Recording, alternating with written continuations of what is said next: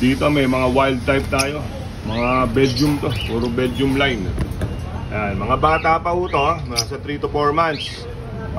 Pag gumulang ho to, yung mga bahid, yung iba nawawala ho yan, lumilinis. Sa Personata ho na wild type Belgium, bibigay na lang ho natin ng 800 each yan. Ayan, kahit ano po dyan, 800 each na lang.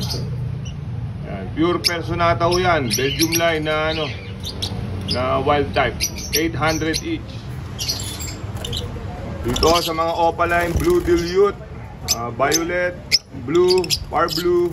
Yung par blue ho, split opa lang yan, dalawang par blue. Pero dilute din ho yan.